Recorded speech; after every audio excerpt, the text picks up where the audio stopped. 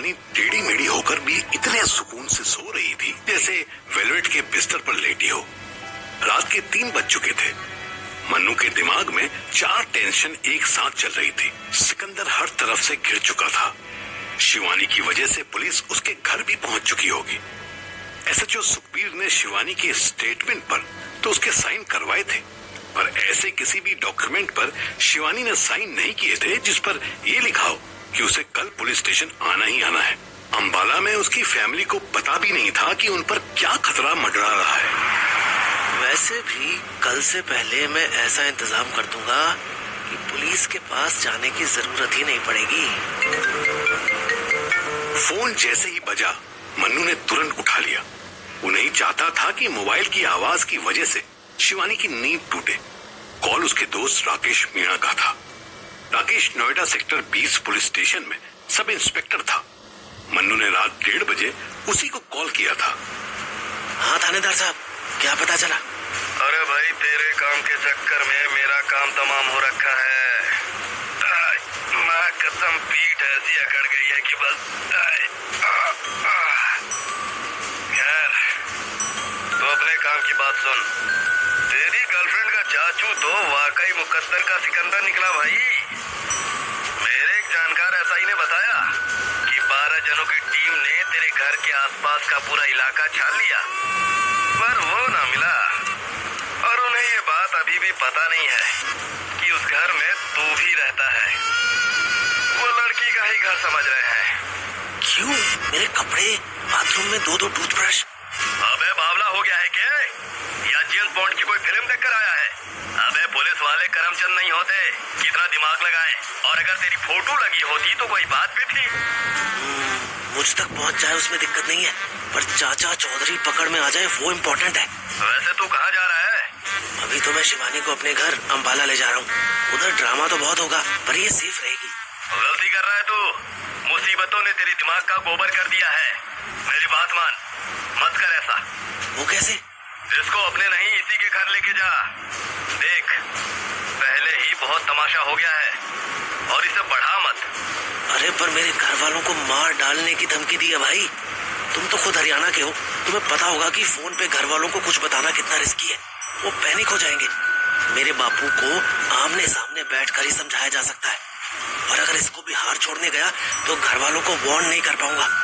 फिर इसकी हालत ठीक नहीं, बुखार अभी भी कम नहीं हुआ है। अरे तू घर वालों को फोन नहीं कर सकता तो ना सही, कम से कम अपने पिंड की लोकल थाने में तो फोन घुमा दे, उनको अलर्ट कर दे। अच्छा होगा। और अगर सिकंदर आया तो वो पकड़ लेंगे और उन्हें क्रेडिट भी मिल जाएगा। नहीं थानेदार साहब, मेरे बापू के दोस्त है सारे, उनको बताए बिना चैन नहीं मिलेगा उन्हें। फिर मेरे बापू का ऑर्डर आएगा, सीधे करा अभी।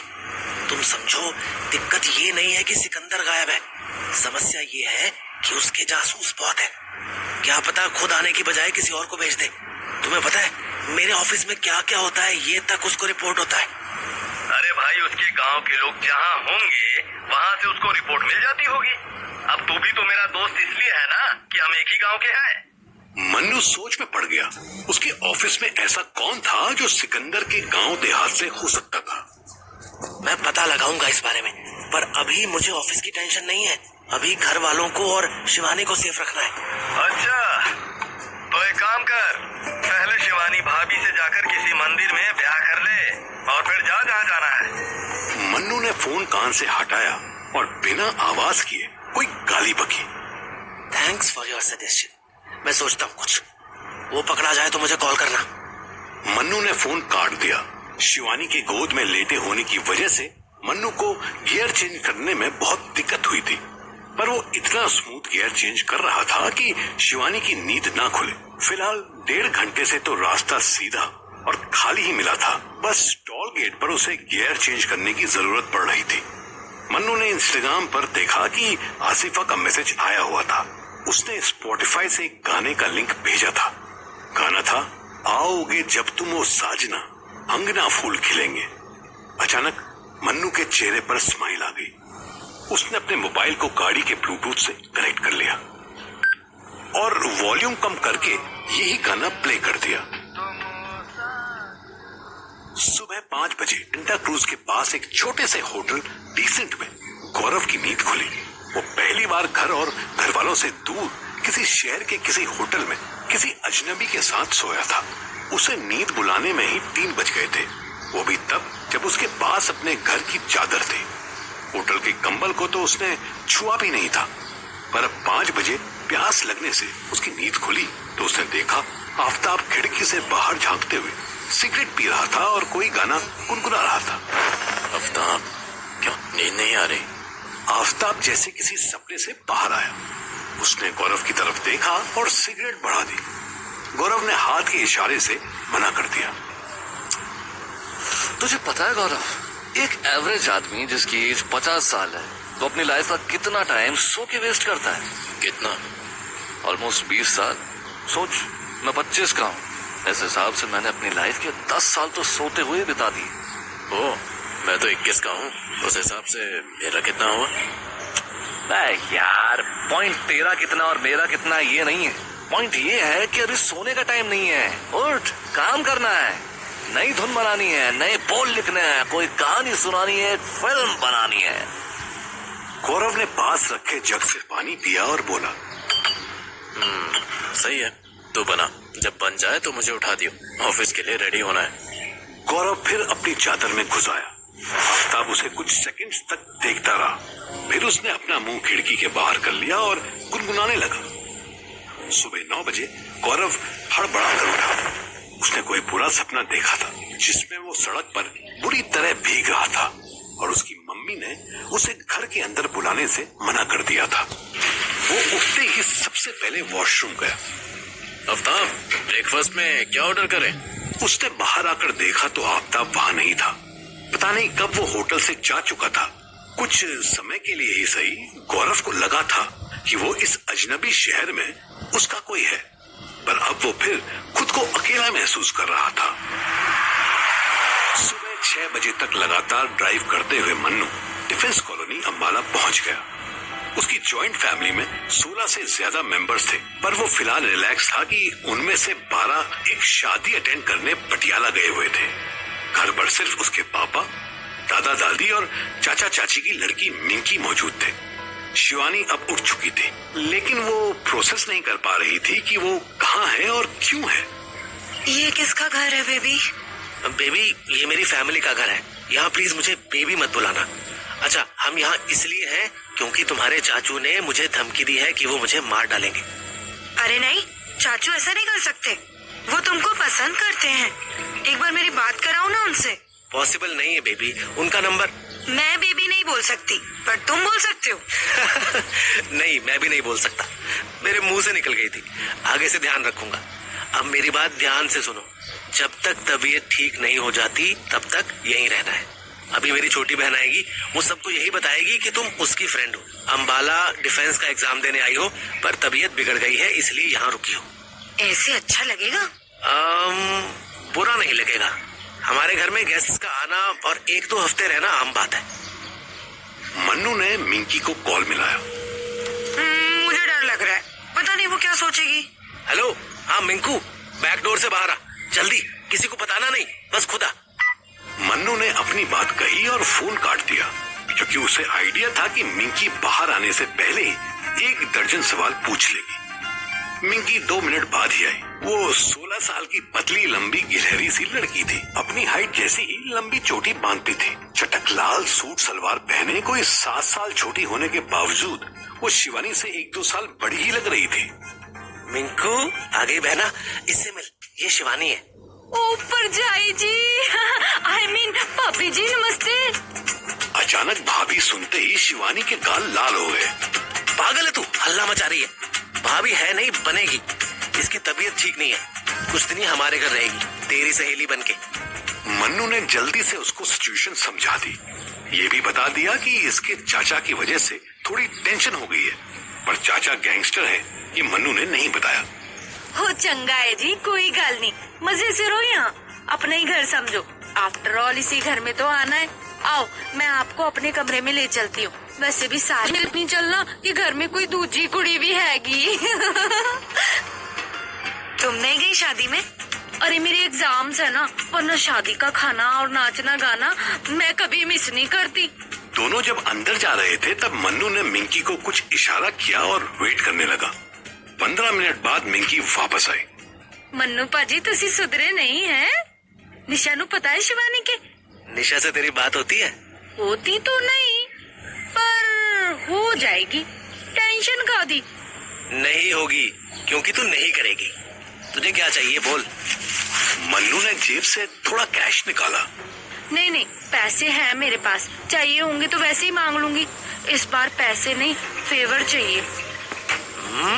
इतनी बड़ी हो गई तू? कौन सा लड़का है? मिंकी शर्माई, फिर धीरे से बोली, तुम्हें सब पता चल जाता है एक, दिखाऊंगी तुम्हें, पर ताया जी नहीं मानेंगे क्योंकि वो। छोड़, वो कुछ भी हो, ताया जी को मनाना मेरी जिम्मेवारी। पर तू कम से कम 4 साल वेट कर, पढ़ाई पूरी कर, मुंडे नु परख। अगर तब तक भी तेरा सही चलता रहा तो मैं मिल लूंगा उससे, और मुझे सही लगा तो। मिंकी तुरंत गले लग गई। Thank you thank you thank you thank you भाई जी। मन्नू ने उसको विदा किया और अपने घर जाने के बजाय 4 कोठी दूर पैदल जाने लगा। वो 2 साल बाद अपने घर आया था। उसकी आंखों के सामने सारा फ्लैशबैक चलने लगा। चौथी कोठी चड्ढा अंकल की थी। वो रिटायर्ड कर्नल थे। उनकी ग्रैंड डॉटर निशा और मन्नू पूरे मोहल्ले के सबसे हॉट कपल कहलाते थे। सुबह की ठंडी ठंडी हवा में टहलते हुए मन्नू को चड्ढा की कोठी के 2nd फ्लोर का वो रूम दिखाई दिया जिसमें वो निशा से मिलने जाता था। मन्नू को 2 साल पहले की वो सुबह याद आई जब उसने 4 छतें टापी थी और चुपके छुपते छुपाते निशा के रूम पर गया था। उसके रूम में एंटर किया तो उसे कोई न दिखा। इससे पहले कि वापस लौटता, निशा ने उसके पीछे से आकर धक्का दिया और रूम बंद कर दिया और बेड पर लेटे मनु के ऊपर आ चढ़ी। आज आया मनु निशा के नीचे। आज तेरी बोटी बोटी चबा जाऊंगी।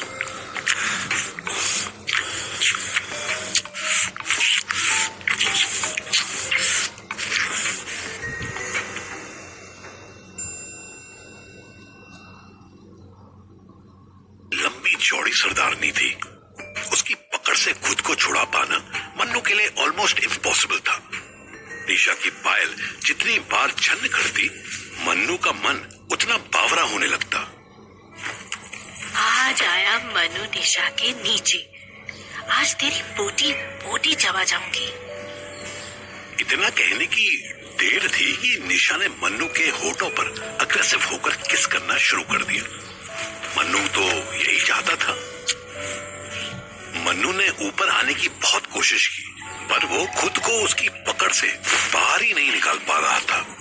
निशा ने अपने दोनों पैरों को मन्नू के पैरों से लॉक कर दिया और अपने हाथों से मन्नू की दोनों कलाइयां पकड़कर बेड के सिरहाने कर दी। मन्नू खुशी खुशी अपनी इज्जत लुटवा रहा था। निशा को बेड पर पड़ी अपनी ब्लू कलर की चुन्नी दिखी।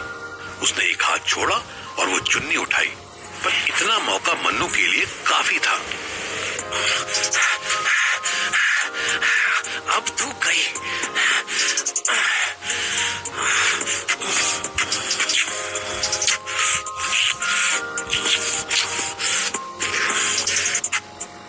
मन्नू ने दूसरा हाथ भी छुड़ाया और निशा को पेट के बल लिटाकर उसकी पीठ पर चढ़ गया और उसकी गर्दन पर किस करने लगा।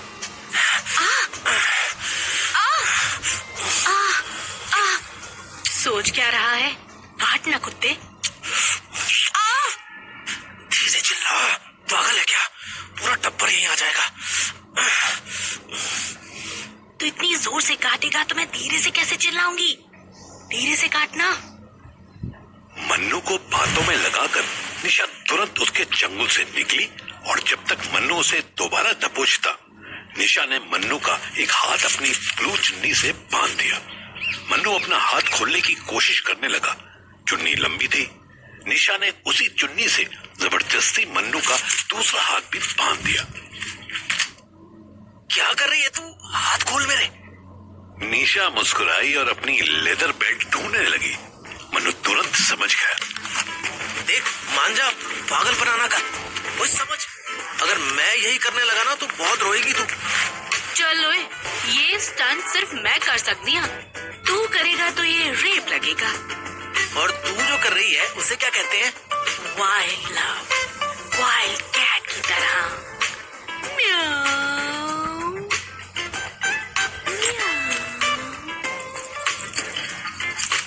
निशा को बेल्ट मिल गई। उसने मन्नू के पैर बांधने की कोशिश की तो मन्नू ने उसे एक लात मारी। मर जानिया, कुत्ते दे पुत्र, तेरी भैन दी मुझे लात मारता है साले। मन्नू जब तक पैर पीछे करता तब तक निशा ने खींच के बेल्ट मारी। साली बिल्ली तो पंजे मारती है, ये बेल्ट कब से मारने लगी? ओए! सीधे से बंधवा ले वरना अभी छित्तर मारूंगी। मन्नू शराफत से बंधवाने लगा। निशा ने अलग अलग आइटम से उसके दोनों पैर बांध दिए। उसके दोनों हाथ ऑलरेडी बंधे थे। वो छुड़वाने की जितनी कोशिश करता उतना ही उसके दर्द होने लगा था। मन्नू ने खुद को ढीला छोड़ दिया और वेट करने लगा कि निशा अब क्या करती है। आज तुझे वो जन्नत दिखाती हूँ जो तू लास्ट मंथ अंधेरे में नहीं देख पाया था। लास्ट मंथ तो ऐसा लगा था कि बस बोनी हुई है। तो आज तेरी अच्छी पिट्टी करवा देते हैं। निशा ने सबसे पहले अपनी ब्लू कुर्ती उतारी। अंदर वो व्हाइट शमीज पहने थी। मन्नू के दिल की धड़कन बढ़ने लगी। कुर्ती उतारकर वो मन्नू के पास आई और उसकी टी शर्ट ऊपर कर दी। मन्नू का रोम रोम हाई अलर्ट मोड पे आ चुका था। मेरे हाथ बंधे हैं, टी शर्ट कैसे उतारेगी?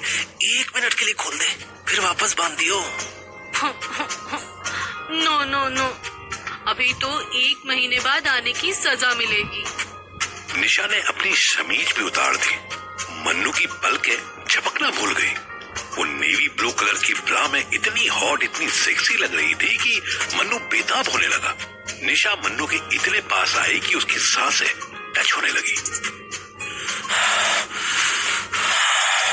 किस करना?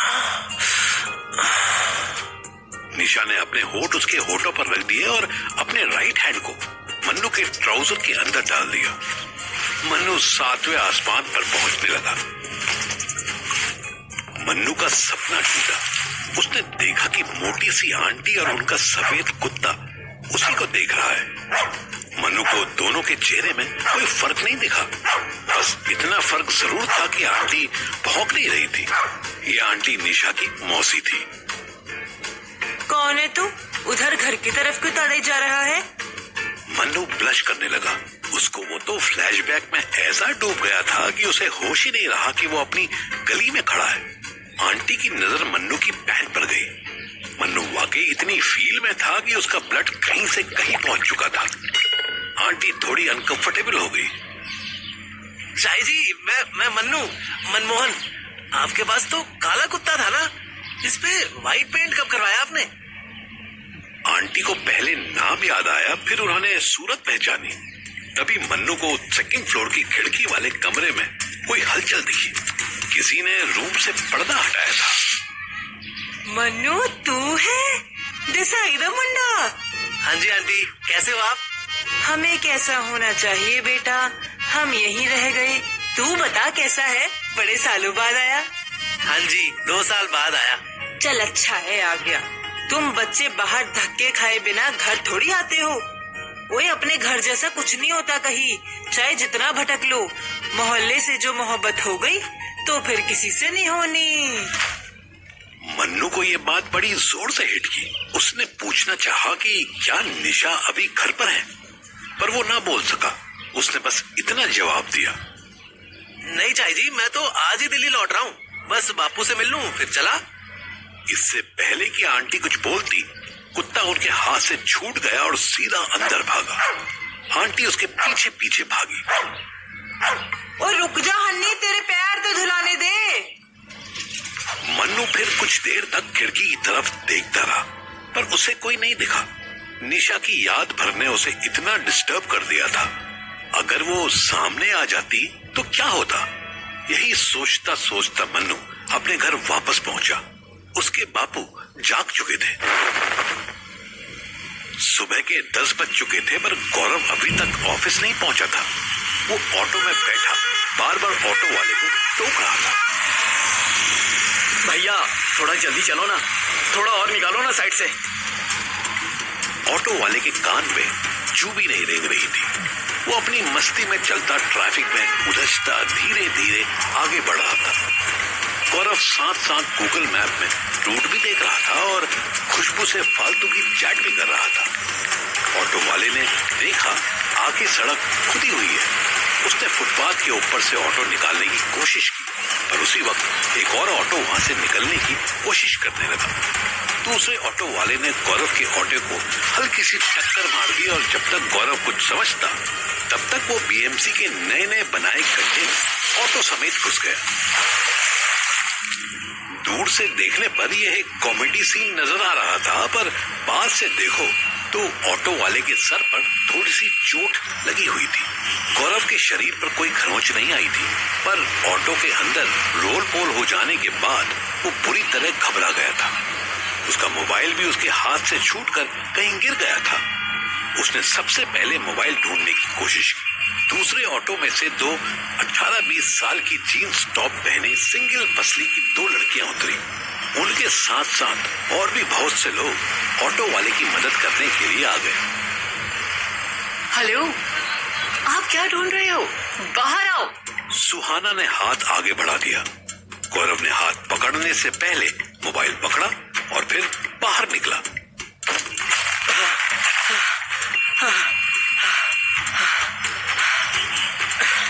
Thank you so much. मेरा मोबाइल गंदा हो गया। आपके पास पानी है? दोनों लड़कियों ने एक दूसरे का मुंह देखा। फिर दूसरी वाली ने अपने बैग से बोतल निकाली। तब तक लोगों ने ऑटो वाले को भी बाहर निकाल लिया। गौरव ने अपने मिट्टी लगे फोन को अच्छे से धो दिया। अरे टेंशन मत लो, ये वाटर प्रूफ है क्योंकि ये आईफोन 14 प्रो है ना। ये वाटर रेजिस्टेंट होता है, प्रूफ नहीं। मतलब? अरे बात तो एक ही है ना, पानी से धो सकते हैं। दूसरी लड़की उसे देखते ही हंसी। ये आसिफा थी। अब इसमें हंसने वाली क्या बात थी? आई एम सॉरी, गुस्ताखी माफ। हम आपका मजाक नहीं उड़ा रहे थे, बस आपने जिस तरह से बोला हंसी आ गई। वैसे कहाँ जा रहे हैं आप? गौरव ने मोबाइल देखा और एड्रेस समझाने की कोशिश करने लगा। ये इजी क्लेम इंश्योरेंस का ऑफिस है ना, बैंड्रा वेस्ट में। ठीक है, आप आइए, हम आपको लिफ्ट दे देते हैं। हम भी उधर ही जा रहे हैं। सुहाना ने आसिफा को घूर कर देखा। आसिफा ने आंखों से बात संभालने की कोशिश की। आपको कहीं चोट तो नहीं लगी? इससे पहले कि गौरव कोई जवाब देता, एक ऑटो वाले ने उसे पुच्छ की आवाज निकालकर इशारे से बुलाया। गौरव झेप गया। ये क्या बदतमीजी है? वो मुझे ऐसे क्यों बुला रहा है? अब की सुहाना जोर से हंसी। ये यहाँ का नॉर्मल है। जब फर्स्ट टाइम अशीफा आई थी तो वो भी घबरा गई थी। हाँ, सच में अजीब लोग हैं। गौरव एक कोने में ऐसा बैठा था कि उसका हाथ पैर कुछ भी दोनों लड़कियों के टच ना हो जाए। वो दोनों भी चुपचाप थी, कोई बात नहीं कर रही थी। गौरव बार बार मोबाइल पर कभी टाइम तो कभी मैप देख रहा था। 10:30 हो चुके थे। आप लोग कहाँ जा रहे हो वैसे? मतलब मैं बस ऐसे ही आउट ऑफ क्यूरियोसिटी पूछ रहा था, और कोई इंटरेस्ट नहीं है। आप दिल्ली से हो क्या? हाँ, आपको कैसे पता चला? वो यूजली दिल्ली वालों को ही देखा है कि बिना किसी रीजन के सफाई देने लगते हैं। गौरव झेप गया। वो ऑटो से बाहर देखने लगा। हम ना विशाल सर से मिलने जा रहे हैं, बैंड स्टैंड। ओह, ओके, अच्छा। वहाँ बैंड वगैरह होते हैं? मतलब वो जो शादी में बजने वाले? नहीं, बैंड स्टैंड एक जगह का नाम है। वहाँ सारे स्टार्स के हाउसेस हैं। विशाल सर, विशाल ददलानी, हमें वही मिलने जाना है। आप विशाल ददलानी को जानते हो ना? गौरव कंफ्यूज हो गया। विशाल के नाम पर वो सिर्फ विशाल मेगा मार्ट जानता था। हाँ, विशाल, वो जो गाने बजाते हैं। एग्जैक्टली, मुझे तो यार वो बहुत हॉट लगते हैं। ऑफ कोर्स, मुझे भी। इवन मुझे तो विशाल की हेयर स्टाइल भी बहुत पसंद है। गौरव का सेंटेंस पूरा भी नहीं हुआ था कि दोनों लड़कियां हंसने लगी।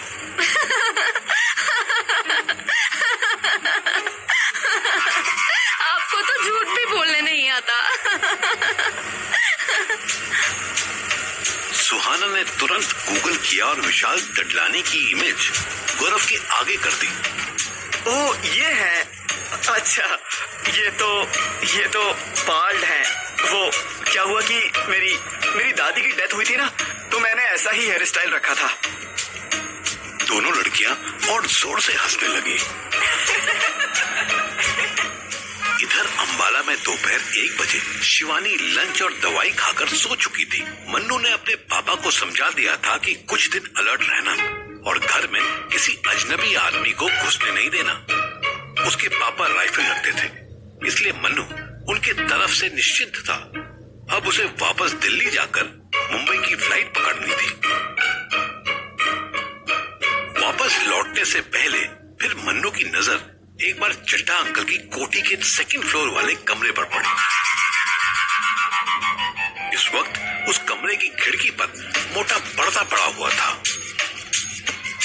मन्नू दिल को समझाकर वहां से चलने लगा, पर अपनी गली से राइट टर्न लेते ही उसे निशा खड़ी दिखाई दी। उसने आज नेवी ब्लू कलर का सूट पहना हुआ था, चुन्नी भी मैचिंग थी। उसके बाल खुले हुए थे और आंखों में शिकायत थी। मन्नू कई सेकंड तक उसे ऐसे ही देखता रहा। वो ड्राइविंग सीट के पास आई और बोली, मिस्टर मनमोहन, अगर आप मेन हाईवे तक जा रहे हैं तो क्या मुझे बस स्टैंड तक लिफ्ट दे सकते हैं? मन्नू मुस्कुरा दिया।